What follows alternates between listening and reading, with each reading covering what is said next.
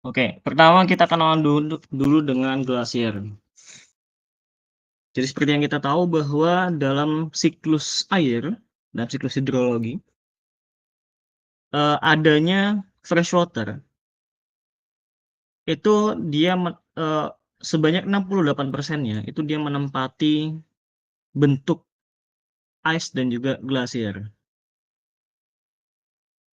Di mana sebagian besar ini ditemukan di daerah polar, di kutub ya, utara maupun di kutub selatan atau daerah sekitar situ. Dan juga di beberapa rangkaian pegunungan, jadi di puncak gunung dan sebagainya. Di mana di sini itu dia bisa, kalau di sini bilang bahwa dia menempati kurang lebih 10% daripada land surface di bumi. Jadi sebanyak 10% daripada permukaan bumi itu dia ditutupi oleh glasier. Di sini dia di sini dia tercipta karena ada penumpukan. Jadi kalau kita lihat penampangnya gini ya. Jadi di sini glasier itu kita bisa bagi menjadi 3 area di sini. Jadi ada area akumulasi. Di area akumulasi ini di sini dia tercipta glasier dengan cara penumpukan daripada salju-salju yang dari atas. Jadi salju-salju yang turun dari langit itu dia terkumpul di sini, terakumulasi. Kemudian dia tertekan satu sama lain.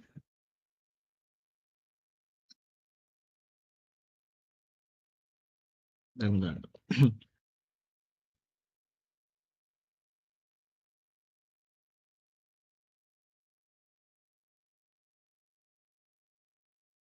Iya, iya. Jadi dari salju-salju yang ini, dari snow pertama, dia akan berubah menjadi yang kita sebut sebagai firn. Kalau salju itu kan dia antara ininya, antara eh salju itu kan dia bentuknya kristal ya. Jadi bentuknya heksagonal biasanya, set-set gini. Nah, antara kristal-kristal ini itu dia akan saling menekan satu sama lain sehingga dia bentuknya akan semakin apa ya, semakin padat, dia akan mengalami kompaksi sehingga dia akan menjadi butiran-butiran es yang bukan kristal. Dan lama-kelamaan dia akan tercipta sebagai firn. Mana firn ini adalah butiran-butiran es ini yang dia belum terlalu kompak. Dia udah tertekan, dia bukan kayak salju ini yang dia harus menempati ruangan yang besar banget. Kalau firn ini itu dia udah bisa terkompaksi. Dia udah ini tapi dia masih punya pori-pori kosong. Jadi ada porositasnya di sini. Setelah itu dia akan berubah menjadi glasier.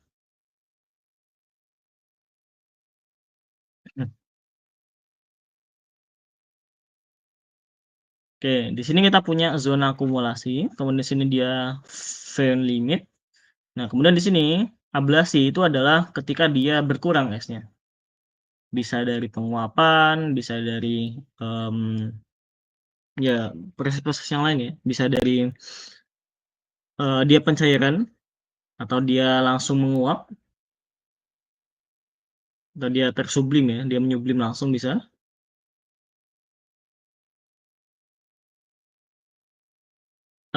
Di sini kita punya beberapa tipe glasier berdasarkan morfologi dan juga karakteristik termalnya.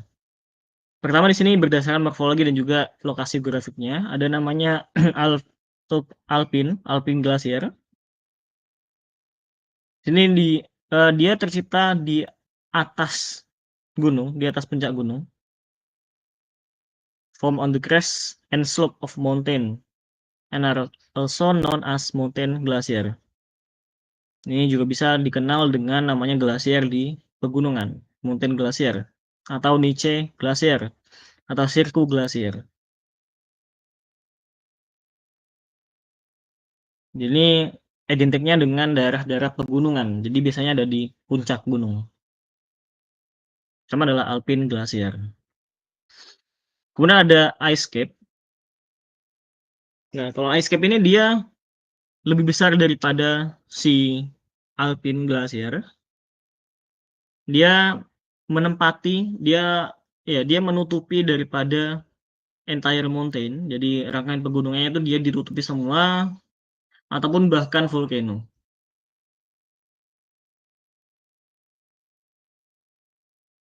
Kemudian kita punya continental glacier atau ya ini juga ice caps ya. Ada S-nya. Berarti di sini dia menutupi satu kontinen, satu benua. Bisa di Greenland kayak gini atau di Antartika kayak gini. Ini disebut sebagai continental glacier. Kemudian ada namanya tidewater glacier. Ya, berarti dia yang membentuk iceberg. Jadi glasier yang dia terbentuk dari daratan, kemudian dia bisa mengambang di atas lautan. Jadi dia bisa membentuk iceberg di atas laut.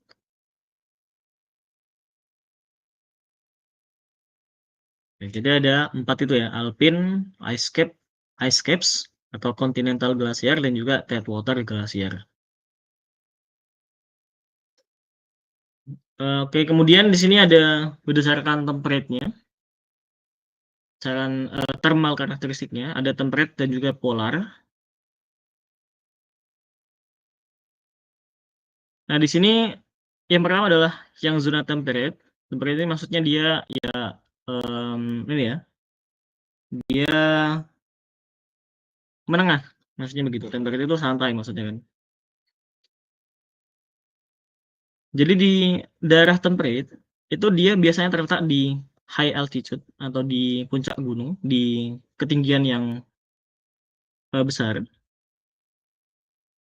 Di mana di sini dia glasirnya itu dia punya suhu di rentang 0 derajat.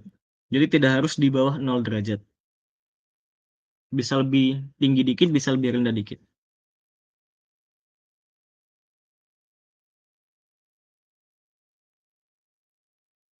Sedangkan kalau yang polar, ini dia selalu di bawah 0 derajat Celcius.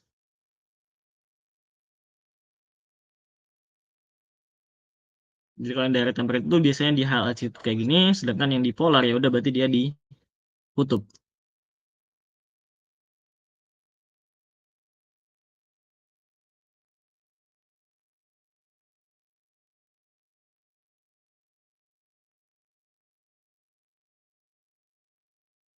Oke.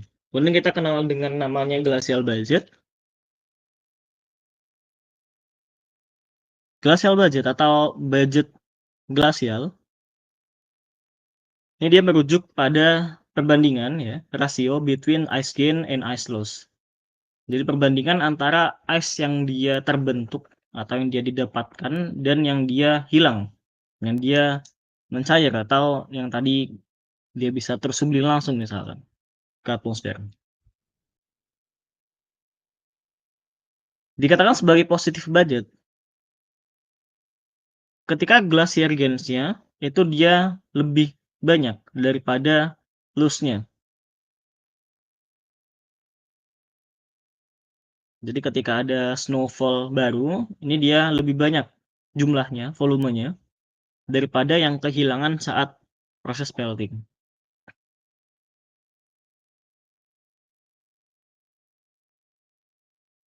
Nah, kalau kita lihat di sini ya, jadi bagian sini adalah akumulasinya, atau ini adalah bagian yang bertambahnya ice gain-nya. Ice gain-nya kan berarti ini Januari sampai Juni misalkan. Nah, Agustusnya dia udah ice gain lagi. Sedangkan yang bagian ablasinya, bagian yang dia ice loss-nya itu dia sepanjang tahun tapi dia uh, rendah gitu ya volumenya. Ini dikatakan sebagai positive budget atau accumulation. Kalau di sini dikatakan sebagai negative budget ketika dia ice loss-nya atau ablasinya dia lebih besar daripada yang bagian ice gain-nya. Kalau yang balance berarti dia udah balance. antara ice gain dan juga ice loss itu dia equal, sama.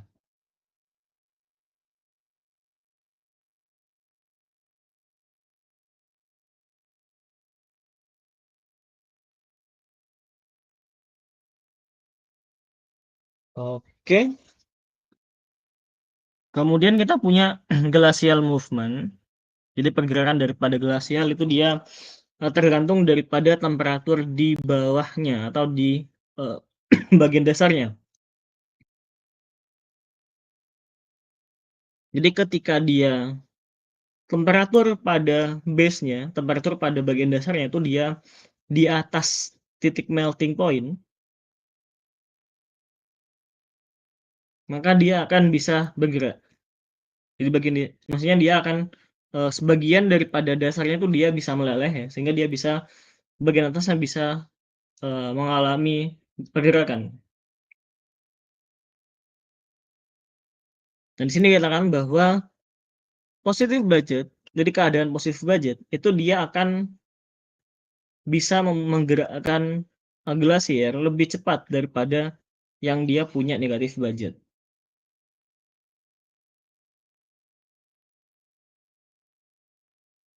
Kemudian di sini ada basal debris, maksudnya ini adalah ini ya. Jadi batuan-batuan yang dia ada di dasar daripada glasier itu dia bisa mempercepat maupun dia bisa memperlambat. Kemudian istilah daripada longsor yang melibatkan glasier tersebut sebagai glasier surge. Atau kemarin kita juga kenal dengan adanya avalanche ya. Avalanche kemarin. Sama aja.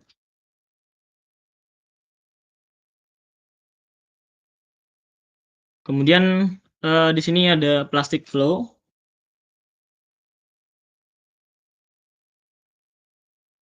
Ini merujuk pada ini ya, pergerakan ice crystal within the glacier, jadi di dalam glacier. Yang dia pergerakannya dalam masa atau dia dalam fase plastis. Masih ingat ini ya, masih ingat bentuk atau apa kemarin? Tenacity ya daripada mineral ya. Ini sama aja sebenarnya. Jadi bentuk ada plastis itu ketika kita punya gaya, kemudian kita apa itu? Nah, karena aku punya bentuk kayak gini, kemudian aku tarik ya. Nah, kemudian gayanya kita lepaskan, kalau dia bisa balik ke bentuk semula, itu namanya dia elastis kan kemarin. Nah, pada satu titik tertentu, bentuk yang dia elastis kayak gitu, yang dia bisa balik ke semula, itu ketika kita tariknya lebih tinggi lagi, dia akan bisa berubah bentuk, terdeformasi. Dan dia bisa mental ya, dia bisa mental, hampir membentuk bentuk aslinya, tapi dia tidak sempurna. Itu disebut sebagai plastik.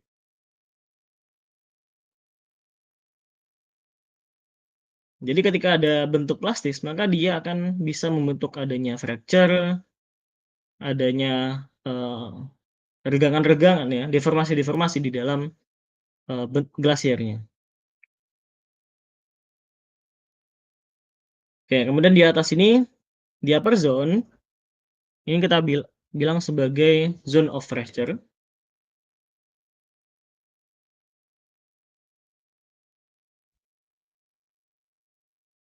Oke, di sini bagian atasnya kita sebut sebagai zona fracture. Ya, ini ya. Jadi bagian atas dibilang di sini dia lebih brittle daripada bagian dalam.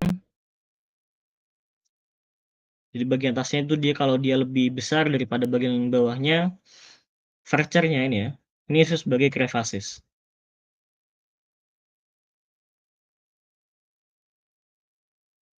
Kemudian ini tadi ya.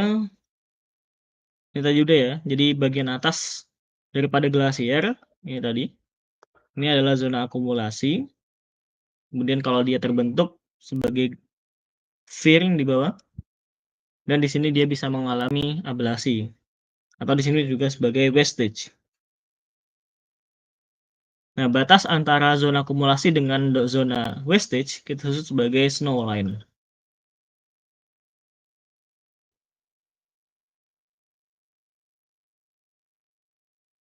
Oke, kemudian kita punya beberapa cara untuk glasial itu dia mengalami erosi.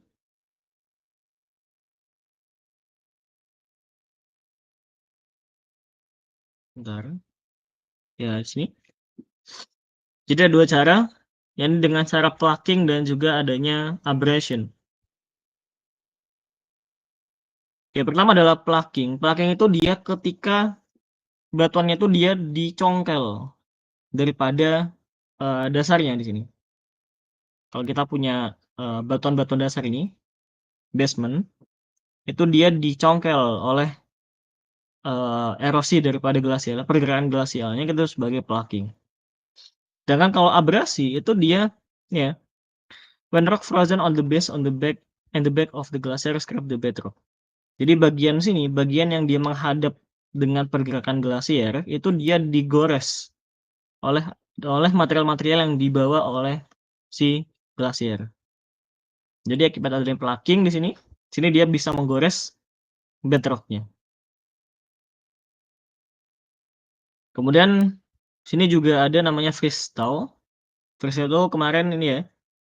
Jadi ketika ada batuan dia mengalami retakan, misalkan dia ada kekarnya ini diisi oleh air, kemudian airnya dia membeku. Dengan adanya pembekuan air di sini dia retakannya akan tambah besar dan dia akan semakin lama semakin lemah ya. Lama-kelamaan dia akan pecah. Itu sebagai freeze thaw. Di proses pelapukan oleh glasial. Jadi ada 3 cara ini ya. Kalau yang erosi 2 cara ini, tapi yang ini kita sebut sebagai erosi juga. Ini sebenarnya pelapukan ya daripada glasier. Freeze thaw.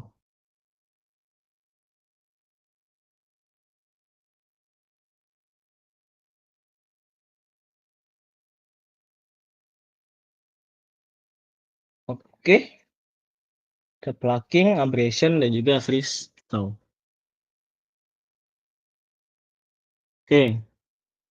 Ini adalah depositional level. Jadi bentuk lahan deposisi hasil pengendapan daripada glasier. Jadi ada rock floor. Ini yang dia ya bentukan ini ya, bentukan hasil plucking tadi ataupun bisa dari hasil abrasi tadi yang dia diendapkan pada suatu tempat. Yang dia ukuran butirnya fine grain. Kalau kita lihat di sini dia ukuran butirnya dari kerikil ya, dari kerikil ke bawah ya. Bahkan kalau yang bagian sini ini kemungkinan dia kurang dari 2 mm. Kemudian ada glacial striasi. Ini adalah bentuk scratch atau goresan-goresan yang ada akibat pergeseran daripada glasier. Kemudian ada glacial polish. Ini sama dengan yang polish stone di Aeolian. Jadi di daerah sini dia bisa mengalami penghalusannya, seakan-akan dia diamplas. Sehingga di sini dia jadi seakan-akan lebih halus daripada sekitarnya. Nih, result of fine abrasion from the sediment carried by glacier. Jadi ketika ada glasier yang dia membawa material-material yang melewatinya, sini dia bisa mengalami abrasi, kemudian dia dihaluskan, diamplas seakan-akan.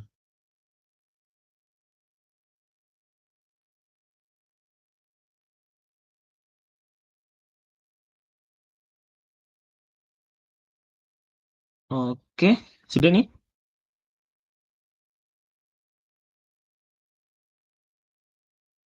Oke, itu dalam skala yang kecil, ini dalam skala yang lebih besar. Pertama adalah sirku. Ada sirku glasier. Ini adalah alpine glacier. Jadi alpine glacier tadi ini ya, mountain glacier tadi. Yang dia fill the bowl shape. yang ada di antara gunung. Jadi kita punya gunung di sini. Nah, sirkuit itu dia mengisi di dalam mangkoknya, di dalam lembahnya, bagian basinnya. Jadi bagian sini dia biasanya curam ya. Ini curam, ini bilang steep wall depression.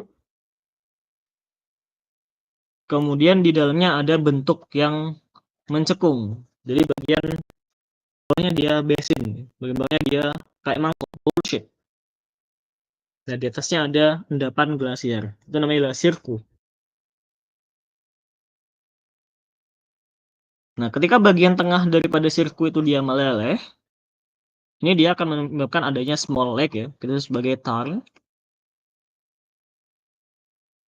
Oke, kemudian ada arete. Arete ini bentuk ini ya, bentuk edge ridge. Jadi bagian yang pinggiran daripada punggungan itu yang dia steep sided dan juga sharp. Jadi bentuknya itu dia tajam. Jadi seperti pisau ya. Atau gampangnya kalau kita mau dicocokologikan ya ya udah bilang aja arit ya. Arit kan dia bentuknya tajam ya kayak pisau gitu. Steep sided. Jadi bagiannya itu dia curam-curam di sisinya dan dia sharp edge ridge. Jadi punggungan yang dia sharp. Nah, kemudian ada horn. Horn ini ketika ada puncak gunung yang dia terbentuk dari pertemuan three or more glacier circle.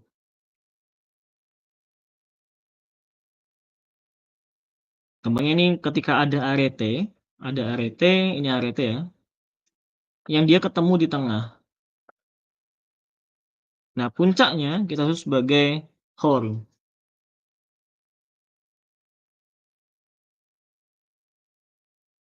Di bagian pisau yang dia tajam ke atas gitu ya.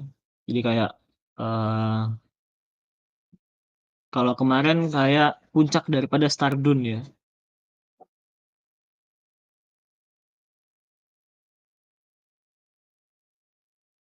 Oke, itu horn.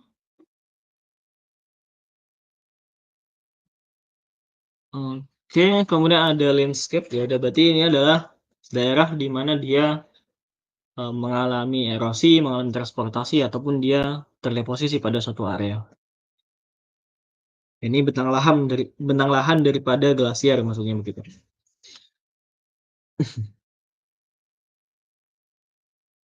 Ada glacial drift atau hanyutan glasial.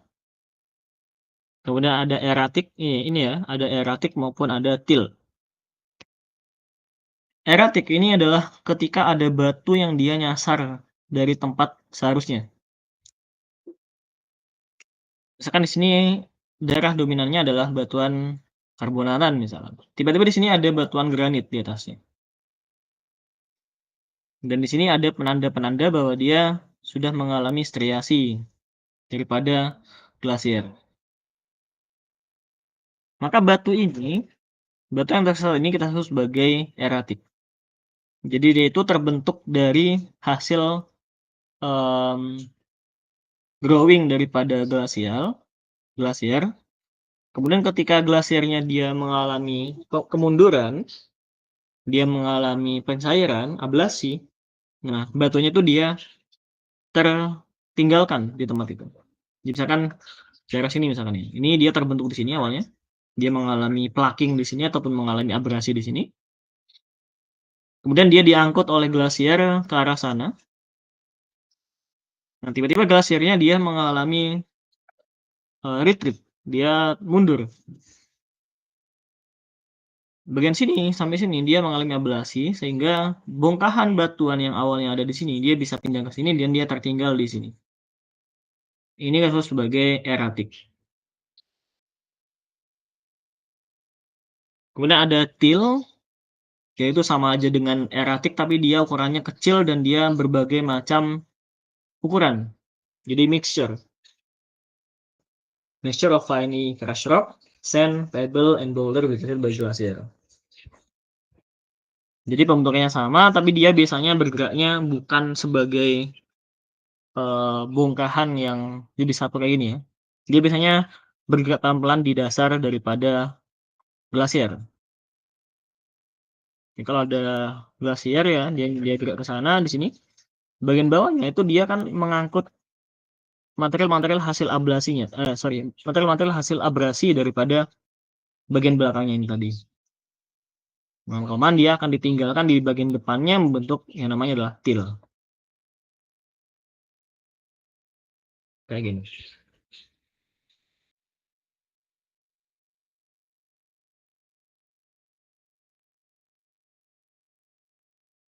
Oke, karena til ini itu terbentuk karena hasil deposisi glasial yang dia terkadang tidak mematuhi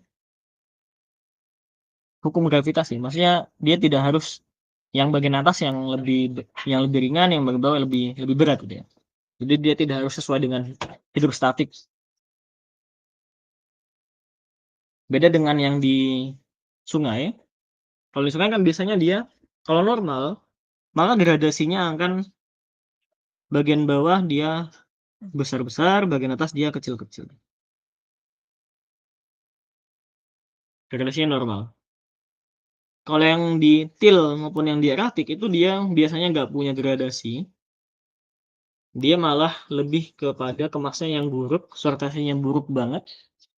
Kemasnya buruk, bahkan dia kemasnya ya, kemasnya terbuka. Sortasinya dia tidak sangat tidak seragam. Dan ini kalau dia udah terdeposisi, kemudian dia mengalami litifikasi, nantinya dia akan bentuk breksi ya. Oke. Oke, ini adalah tahap lanjut daripada til ya. Yang pertama adalah moraine. Oke, jadi ada til yang dia til yang dia terbentuk di sepanjang pergerakan glasier. Jadi bagian-bagian yang dia tadi terangkut, yang dia tadi tergerus, itu dia diendapkan di sisi-sisi daripada glasiernya. Membentuk sebuah ridge atau sebuah punggungan ya. Atau gundukan ya, mound, atau ridge. Kayak gini. Jadi ada dua, ada lateral moraine sama medial moraine.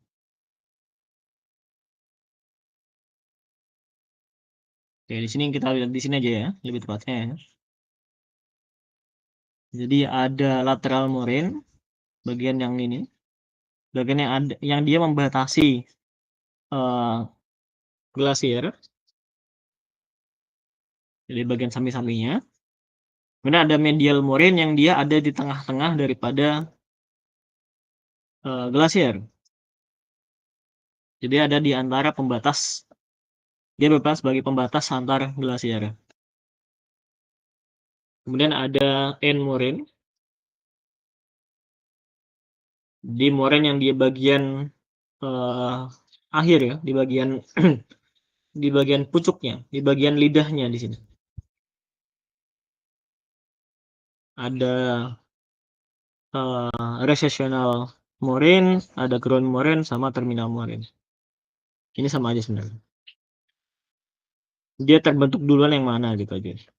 Berarti kan yang dari bawah dulu terbentuk dulu, kemudian yang ini, kemudian yang di belakangnya. Oke, itu moraine.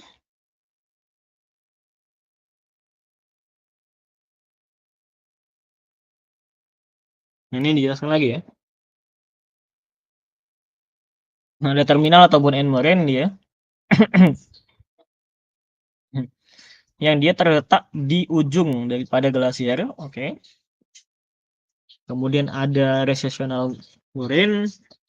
Ini terbentuk ketika ada retreating glasier.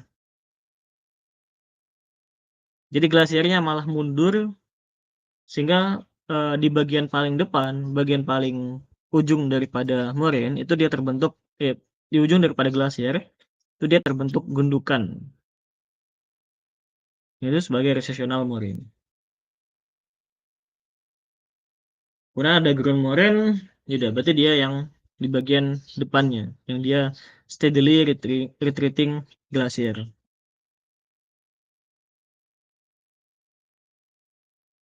Dia ada di bawah recessional moraine gitu aja. Oke, oke. Ini perlu dicatat dulu mungkin.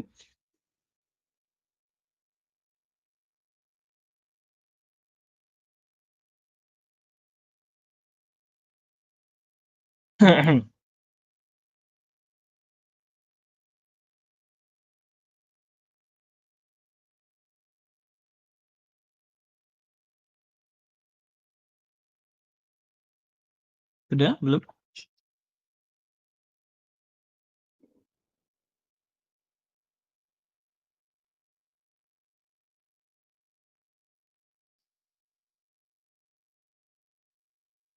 Oke, itu mooring.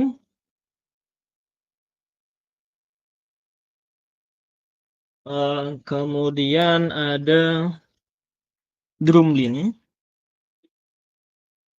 Drumlin ini adalah bentukan bukit yang dia terbentuk di bawah glasier. Jadi bentukan kayak gini, bentukan drop shape. Jadi kayak air mata yang lagi netes. Kemudian di sini dia diendapkan til. Jadi til yang ada di bawah glasier, namanya adalah drumlin. Kemudian ada terminus atau glacier snout. Ini ya. Jadi ketika ada meltwater yang dia bertemu dengan large stream yang dia membawa jauh daripada glasiernya. Kalau kita lihat di sini, ya. Jadi ketika ada glasier di ujung glasier ini dia mengalami pencairan, dia bisa turun ke bawah sebagai glacier snout atau terminus. Nah, bagian yang dibawa oleh terminus di sini kita sebagai outwash plain.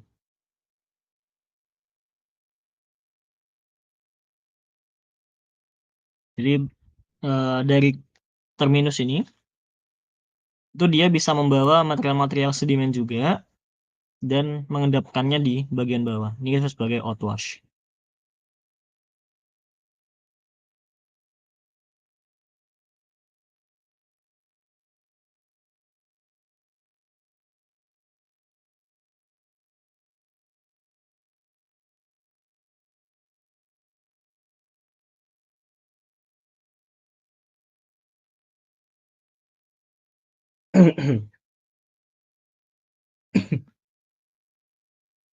Sudah nih?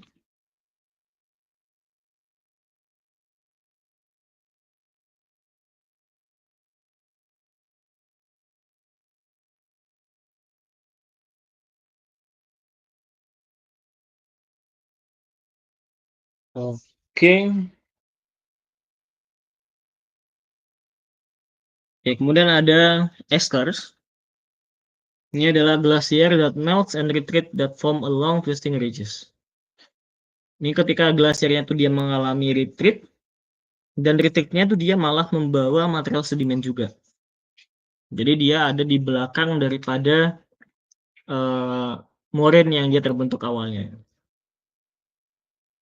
Misalkan di sini ada moraine yang end terminal, sini dia malah membawa tilnya ke bagian belakang.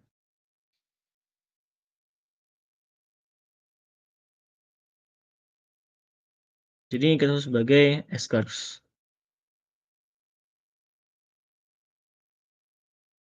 Kemudian kalau dia bentuknya gundukan atau kayak hill, ini ya, yang terbentuk karena adanya pelelehan glasier.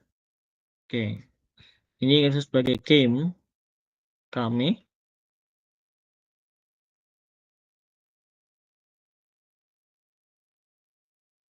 Ini sama kayak yang moren tadi ya.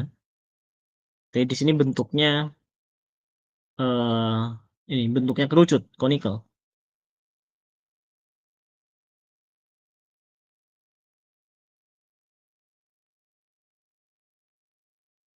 Ya, kemudian ada kettle.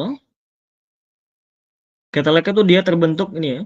Ketika ada sebagian atau a chunk of ice separates from the main glacier. Jadi ketika ada glasier utama, kemudian dia terpotong-potong dan tertinggal pada suatu daerah.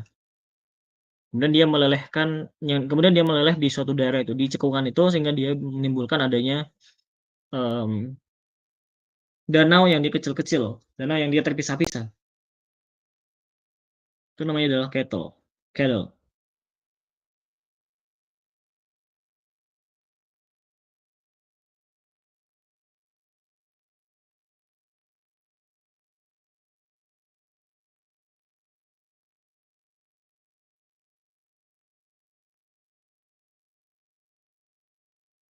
Ya.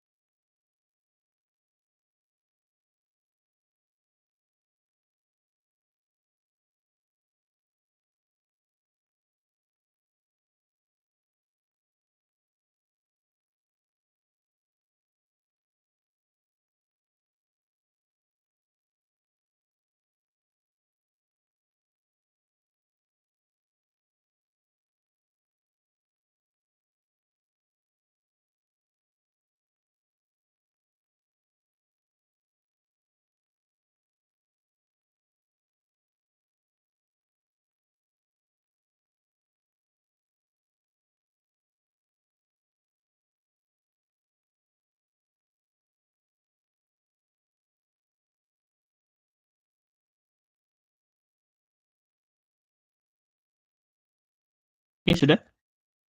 Jadi perbedaan utama daripada moren, esker dan juga kem itu dia kalau moren tadi dia adalah til ya. Kalau til itu dia bentuknya apa? Sorry. Sortasinya tuh dia buruk tadi. Nah, sedangkan kalau esker dan juga kem itu dia karena terbentuknya dari hasil pelelehan yang dia sudah mengalami retreat atau dia mengalami melting, maka sortasinya itu dia baik.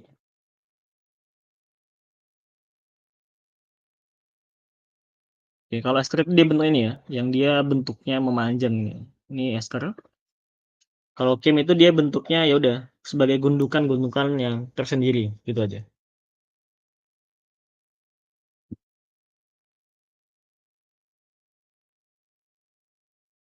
Oke, itu adalah bentuk-bentuk lahan di glasial.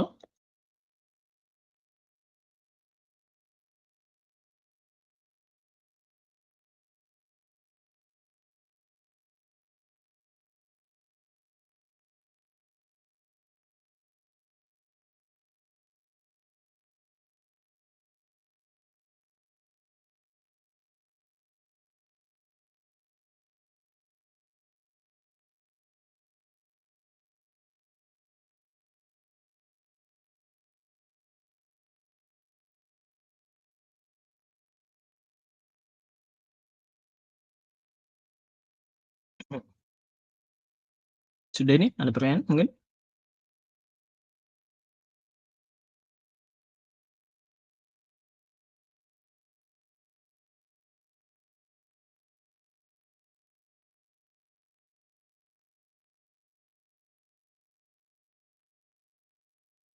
Oke, kita lanjutkan.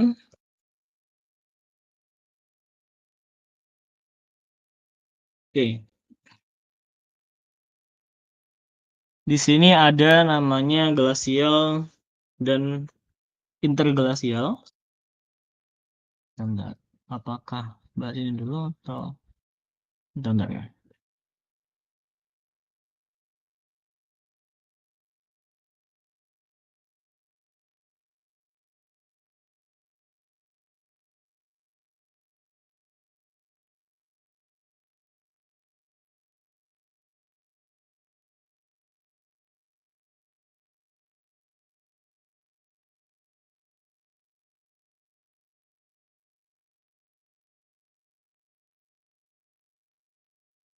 Ya mungkin aku tambahkan dulu ya, yang bentang alam dulu ya.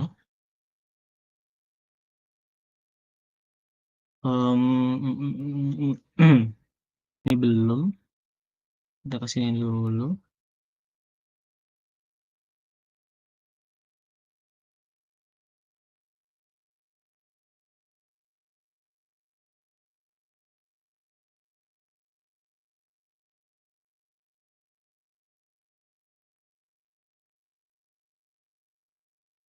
Ini tadi udah ya, yang plucking, abrasion, dan juga striasi.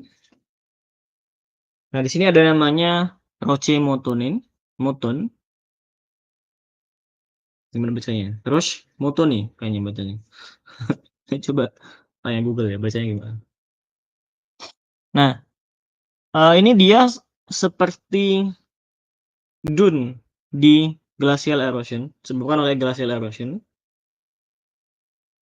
Ini dia terbentuk dari hasil ketidakseimbangan antara abrasi dan juga plucking. Jadi kalau kita lihat di sini ada, sorry mana tadi? Oh, sorry di bawah ya. Ini, bukan. Nah ini ya, ada plucking ataupun grinding, sama aja sebenarnya. Kalau plucking itu dia yang mencongkel tadi, kalau grinding itu dia menghaluskan atau dia abrasi tadi. Oke, kemudian mana ya, sorry. Tadi ini ya. Nah, Roche Motoni itu dia terbentuk karena hal itu. Jadi bagian sini dia abrasi, bagian sini dia mengalami plucking. Jadi dia tidak simetris. Jadi bentukan di basement daripada glasier yang dia tidak simetris. Di bagian lee side-nya, sorry, ini namanya kalau di ini ya, kalau di dune, kalau kita di dune kan ini ada windward, ada leeward kan. Di leeward ini windward.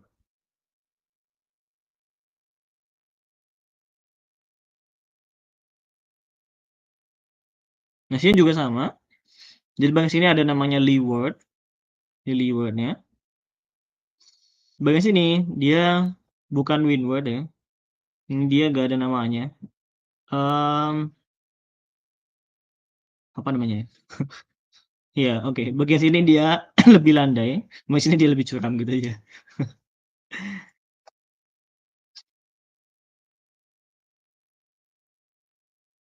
Ingat, kalau ada kata-kata lee side, leeward itu dia mesti di belakang daripada aksinya. Sini juga terjadi di dune, juga terjadi di angin fun ya. Sekarang lagi ada angin fun. Ini ada gunung, anginnya dari sana. Bagian sini dia basah, bagian sini dia kering. Nah, bagian sini yang dia membelakangi angin, membelakangi hujan, itu sebagai lee side. Jadi daerah dengan bayangan hujan. Jadi kalau ada lee itu dia mesti di belakang daripada aksinya. Oke. Jadi ini dia Roche Mountain. Kemudian di atasnya ini ada crevasses tadi. Jadi bagian yang dia atasnya besar deformasinya, bagian bawahnya dia kecil. Jadi dia runcing-runcing kayak gini. Kenapa ada kayak gitu ya? Karena ada di bawahnya ada gundukan kayak gini. Jadi esnya itu dia mengalami deformasi plastis ya. Bagian bawahnya dia masih elastis, bagian atasnya dia brittle. Ini sebagai plastis.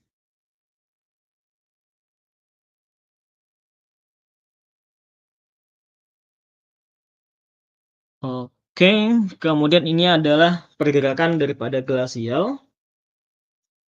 Jadi pertama adalah glide. Glide itu dia bentukan ya ini ya. Jadi peluncuran seluruh massa es searah dengan arah bidang gelincirnya. Jadi bahasa Jepangnya Guraido. Guraido. Nah, ini kan Kuripu. Kuripu. Nah, kalau creep itu dia disebabkan oleh adanya tekanan dari atas massa esnya. Jadi bagian atas tuh dia kan selalu pengen ke bawah, selalu dia pengen menekan tadi. Sementara bagian bawahnya itu dia lebih mudah tertekan. Yang bagian bawah kan dia sudah dia mengalami kompaksi yang sudah tinggi. Sementara bagian atas dia lebih lebih lebih slow ya, sehingga dia bisa mengalami deformasi plastis tadi. Nah, dari hal itu kita kalau kita jumlahkan antara creep dan juga glide, maka dia menjadi kayak gini. Jadi bentuknya bagian bawah itu dia geser translasi, sementara bagian atasnya itu dia gesernya ke menyerong. Jadi seakan-akan kalau kita punya kayak gini dia malah jatuh ke bawah. Nah, karena di bagian sini dia memisah ya, bagian sini dia ke arah sana, maka bagian belakang yang dia ditinggalkan ini akan tercipta sebagai rekahan. Kalau di sini dia menjadi kayak gini ya. Jadi kalau di ini misalkan bagian atasnya begini. Jadi bagian sini dia ngarah ke sana, bagian sini dia malah ngarah ke sana. Jadi bagian atasnya dia akan merekah dan menjadi krevasis tadi.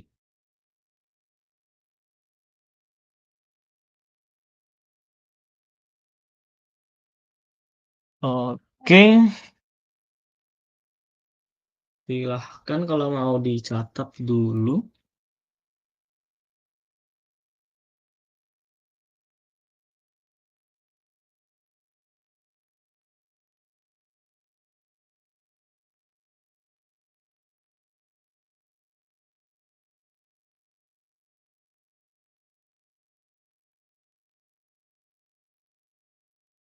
Gori Puto Goraido.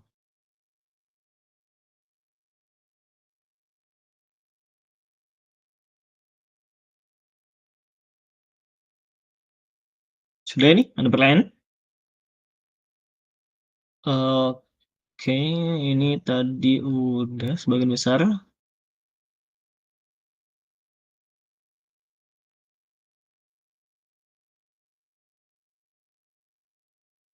Tadi ya.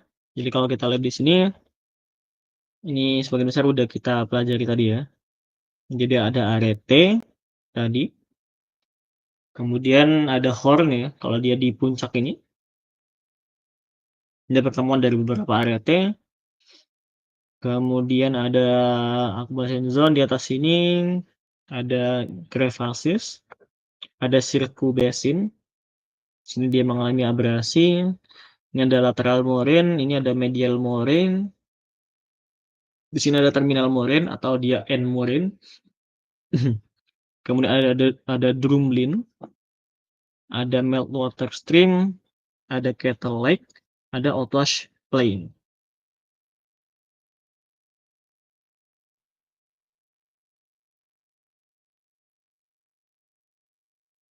Oke, itu itu itu summary-nya. Ini tambahan ya dikit. Jadi ada lembah bentuknya U. Ya,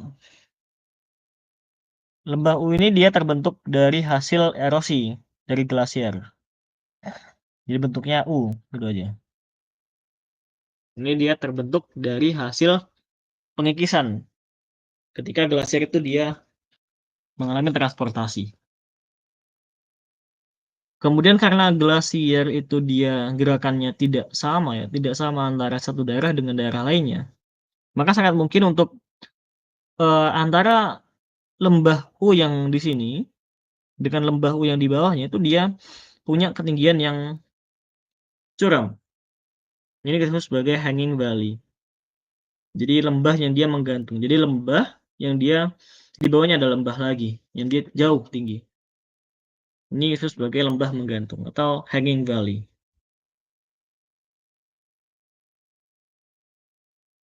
Kemudian ada sirkuit tadi udah.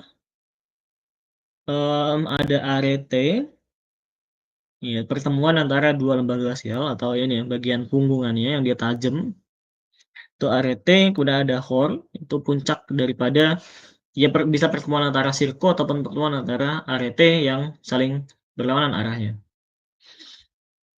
Kemudian ada Roshimotun dan Yuda.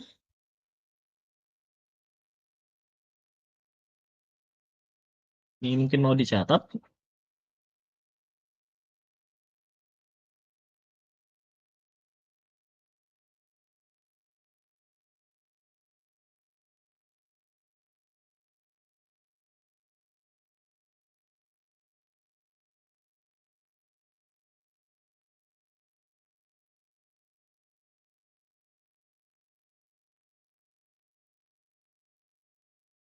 Ini sudah.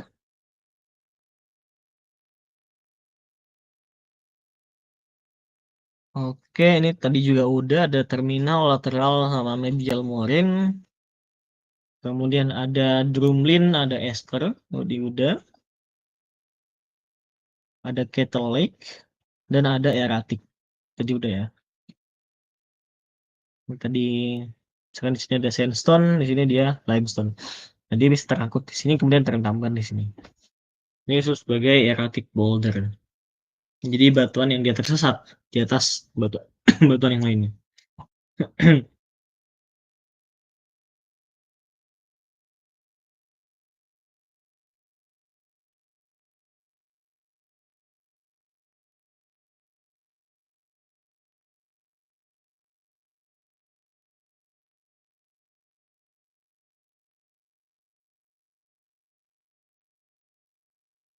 Sudah?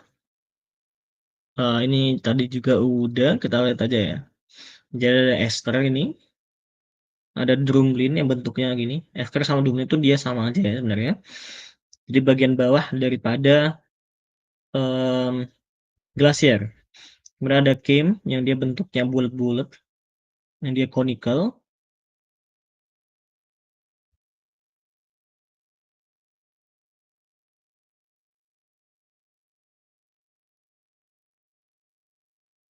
Nih, kalau drumlin itu dibentuknya drop shape, teardrop shape. Kalau esker itu dia bentuknya kayak ular. Nah, kalau moraine itu dia bentuknya bisa macam-macam ya. Bedanya moraine sama bentukan drumlin, esker dan juga came tadi udah ya. Kemudian ada came tadi. Came itu dia bentuknya bulat aja, conical. Dia bulat, kemudian ada gundukan gitu aja.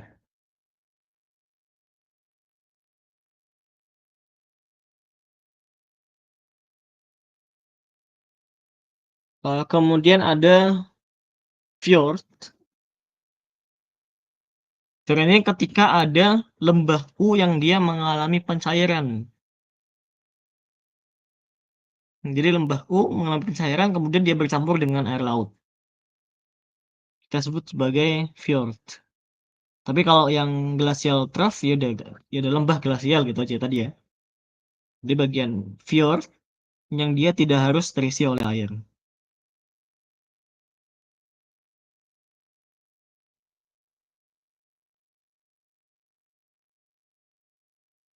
Kemarin kita juga kenal dengan namanya pantai fjord ya. Jadi ketika ada bentukan lembahku yang dia terbentuk di pinggir pantai, di dekat dengan air laut, maka di sini dia bisa terbentuk sebagai pantai fjord. Ini pantai yang dia punya sisi-sisi yang dia curam, yang dia bentuknya U tadi ya. Bentuknya dia lembah glasial itu tadi bentuknya U kan. U Valley shape.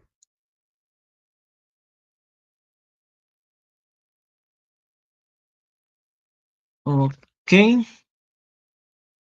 itu untuk bentang alamnya.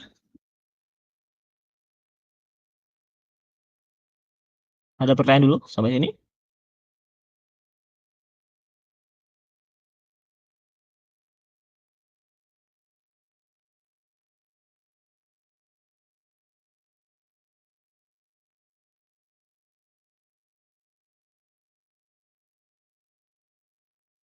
Oke,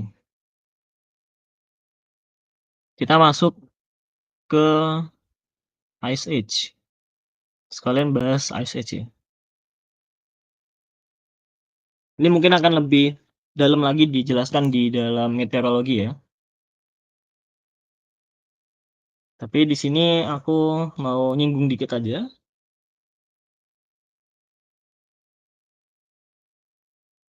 Jadi bentukan-bentukan glasier yang dia bisa kita rekam, bisa kita lihat sekarang dari morfologinya tadi, misalkan tadi dari drumlinnya atau dari es kerasnya atau dari came, itu dia bisa kita lihat umurnya berapa, kemudian kita plot. Oh, ini dia terjadi pada masa sekian, dia terjadi pada periode sekian, dia terjadi pada zaman apa dan sebagainya. Jadi ada masa glasial sama masa interglasial. Jadi masa glasial, ya udah, berarti dia adalah masa di mana dia mengalami glasiasi yang panjang ya. Dicirikan dengan adanya perluasan lapisan es di kutub.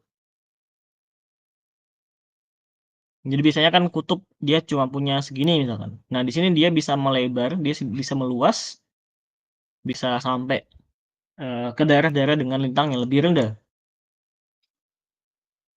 Dicirikan dengan itu pertama, dan dia juga eh, dicirikan oleh suhu global yang dia lebih rendah. Penyebabnya nanti macam-macam ya. Tapi pokoknya penciriannya adalah adanya lapisan es yang dia meluas ke daratan yang dia punya lintang yang lebih rendah. Kemudian ada masa interglasial, ini adalah masa di mana dia di antara dua masa glasial panjang.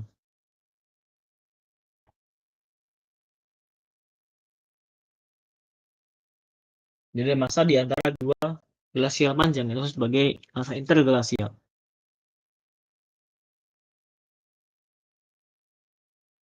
Nah, sejauh ini kita sudah punya 5 evidence yang masa glasial yang besar ya.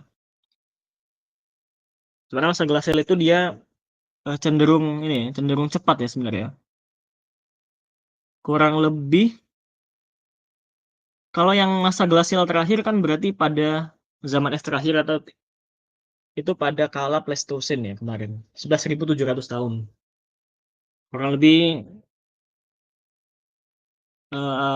ya sebelum ini ya, sebelum kala kita kan Holocene sekarang.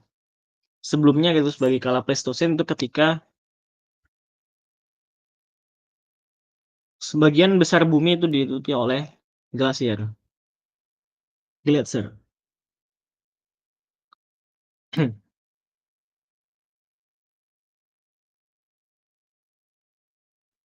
Jadi ada 5 ini ya tadi. Ada di tengah-tengah daripada Huronian era atau di dalam Prekambrian. Ini sebelum Kambrian. Kemudian di akhir Proterozoikum, di tengah-tengah Paleozoik antara Ordovisian Silur. Jadi ini menyebabkan adanya kepunahan massal ya kalau yang ini ya. Ordovician Silur kan ada mass extinction. Kemudian akhir karbon ini juga sama, dan di akhir Pleistosen. Di kala Pleistosen. Sebelum kita masuk ke dalam Holocene. Jadi ada 5 itu. Mohon dicatat atau dihafalkan ya. Jadi Prekambrian atau sebagai era Huronian. Kemudian ada pada akhir Proterozoikum. Kemudian di tengah-tengah antara Ordovician Silur, antara Karbon Perm, dan Pleistosen. Kala Pleistosen.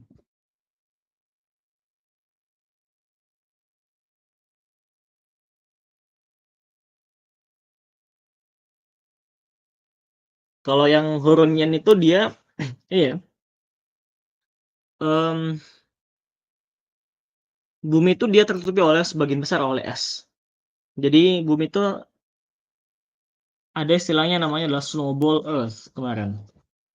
Jadi pada hurun ini bumi itu dikenal dengan namanya snowball Earth. Di bumi seakan-akan menjadi bola salju.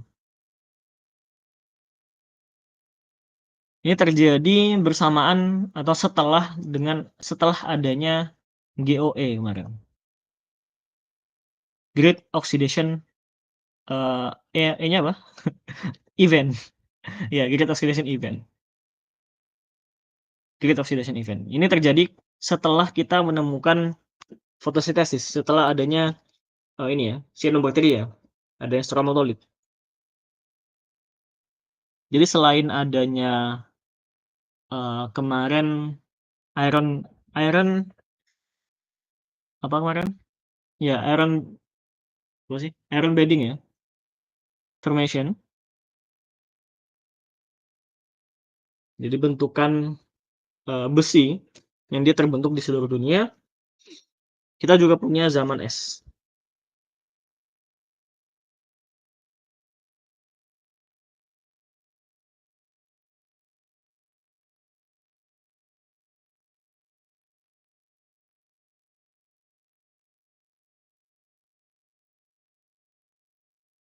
Ya, Banded Iron Formation ya, BIF ya kemarin ya. Selain adanya setelah GOE itu kan kemarin ada BIF ya. Nah, selain ada BIF, itu ada namanya snowball. Itu terjadi di sini, Huronian era.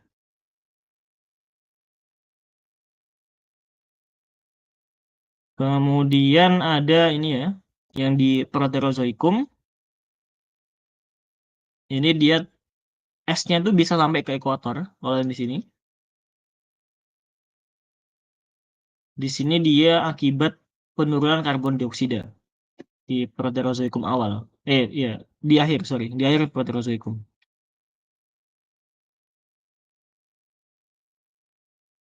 Oke, kalau yang ini udah kita bahas kemarin.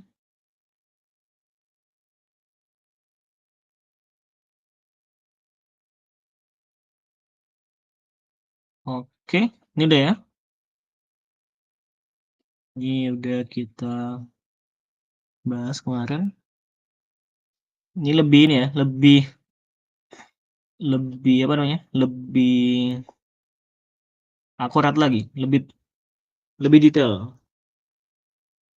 Jadi dalam satu era itu bisa ada beberapa kalanya bahkan di sini. Oke, bukti-buktinya adalah ini. Jadi pertama adalah bukti-bukti geologi dari hasil deposisi dari tilnya ataupun dari drumlin, dari Krim, dari Cadillac dan sebagainya. Jadi dari bukti-bukti geomorfologi pertama. Kemudian dari chemical evidence dan juga dari paleontological evidence. Jadi fosil-fosil yang dia terbentuk dan juga bahan-bahan kimia yang dikeluarkan oleh sedimen itu dia mencirikan adanya atmosfer yang dia lebih dingin. Nanti akan lebih dibahas di saat kalian OSN atau OSP nanti ya. Dan di meteorologi nanti. Bagaimana perbandingan antara isotop O18 dan O16, kemudian perbandingan antara foraminifera dan lain sebagainya. Oke, ada 3 buktinya. Kemudian penyebabnya adalah ini. Pertama ada 3 teori yang menyebabkan adanya Ice Age. Pertama adalah peningkatan eccentricity. Jadi semakin eksentris kita. Jadi kalau kita di mekanika benda langit kemarin, Kepler ya, kalau elipsnya itu semakin dia bentuknya mengarah ke arah elips, E-nya sama dengan 1, maka antara bagian yang dia helion sama yang dia perihelion itu dia akan semakin jauh. Maka di sini dia akan bisa menyebabkan adanya adanya glasial maupun interglasial. Pertama yaitu, kemudian kedua adalah intensitas daripada radiasi matahari, dan yang ketiga adalah ketika bumi itu dia atau ya tata surya ini, itu dia memang lagi ada di daerah yang dia dingin di dalam alam semesta. Jadi ketika ada ice dam yang dia dari luar angkasa. Ini oke, kemudian ini ada dua teori yang terkenal ya, ada namanya Cross Theory sama Milankovitch Theory. Nah, kalau yang Cross Theory ini dia yang tadi, jadi perihelion dan juga aphelion. Adanya bulan itu dia bisa seakan-akan menarik bumi ya di sini, sehingga dia bisa lebih jauh daripada eksentrisitas yang sebelumnya. Tapi yang teorinya Cross ini dia tidak dibuktikan dengan adanya geologic evidence, tidak terkonfirmasi dengan adanya bukti geologis. Kemudian yang kedua adalah Milankovitch. Nah, kalau yang Milankovitch ini, itu dia menyatukan antara ketiga parameter orbit daripada bumi dan matahari dengan massa interglasial dan glasial. Jadi ada tiga siklus ya, ada tiga ya sini sebenarnya siklusnya. Ini ada tiga siklus yang disatukan dan menyebabkan adanya pergerakan atau ya faktor-faktor yang dia bisa menyebabkan bumi itu dia lebih panas ataupun lebih dingin. Pertama tadi adalah eksentrisitas atau bentuk daripada orbit bumi. Berarti ini ya.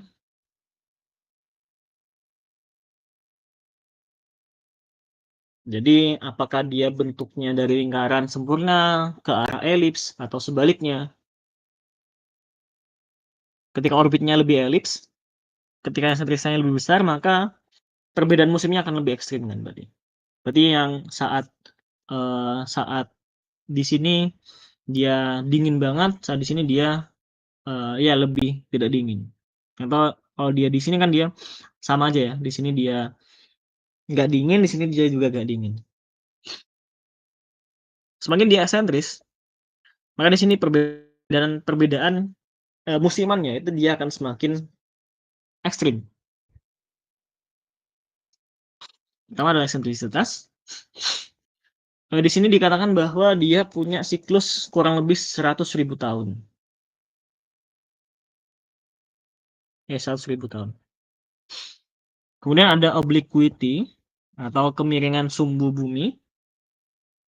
Jadi bumi itu kan dia berotasi tidak pas di 0 derajat kan. Dia punya kemiringan. Dia oblik. Dimana kalau sekarang kan sekitar 23,5. Nah, sini dia bisa bergerak di antara 2,5 sampai 24,5. Jadi kalau sumbu bumi itu dia miring lagi, maka bagian bumi yang hadap matahari maka lebih ini kan. Maka dia lebih panas, kalau dia yang lebih jauh dari matahari maka dia akan lebih dingin. Nah, itu juga sama ya, dia bisa menyebabkan adanya musim panas dan musim dingin yang dia lebih ekstrim. Dan kalau dia kemiringan sumbunya kecil, maka perbedaan musimnya dia jadi lebih moderat lagi, sama. Kemudian yang ketiga adalah presesi. Presesi ini sama kalau kayak kita lagi muter gasing ya. Kalau kamu punya gasing, misalkan bentuknya gini,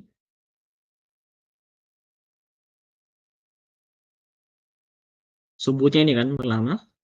Pada awalnya dia akan muternya stabil kan. Lama kelamaan, seiring dengan berjalannya waktu, ketika dia mau jatuh, maka dia sumbunya akan berputar juga searah dengan arah rotasinya. Jadi awalnya dia tegak gini sumbunya, sini malah sumbunya akan berputar juga. Oh ya, tadi kalau yang berikut itu sekitar 41.000 tahun, ini 41.000. Kalau yang Precision itu sekitar 19.000 sampai 23.000 tahun.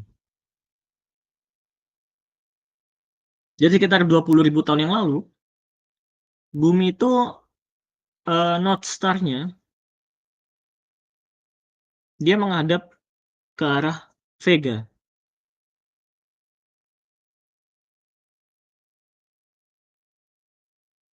Kalau sekarang kan Polaris ya.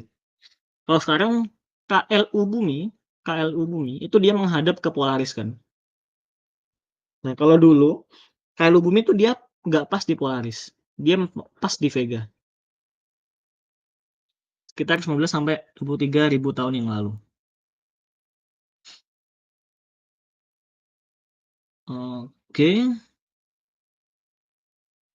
itu siklus Milankovitch.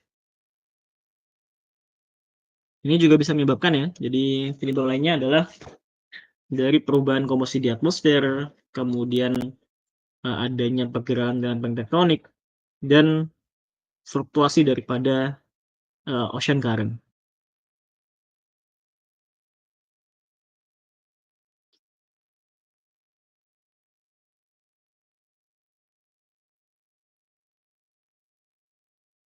Udah nih?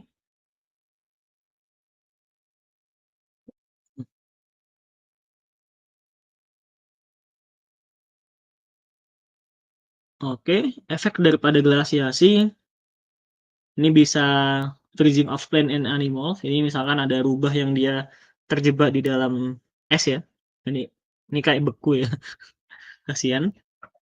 Kemudian ada migrasi, kemudian pola distribusi daripada biogeografik, displacement of climatic zone, dan dia bisa menyebabkan adanya perubahan kualitas air, volume, dan juga variabilitasnya. Dia juga bisa menyebabkan adanya efek-efek di geomorfologi tadi. Oke, oke itu aja. Silakan kalau ada pertanyaan.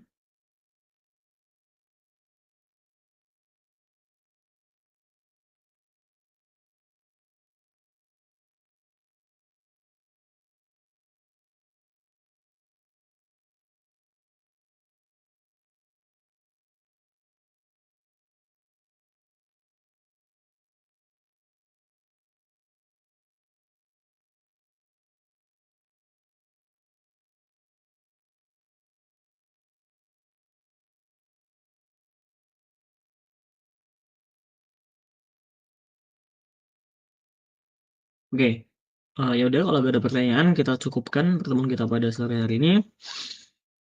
Terima kasih atas perhatiannya. Kurang lebih maaf. Assalamualaikum warahmatullahi wabarakatuh. Jangan lupa dikerjakan ya yang kemarin proyeknya.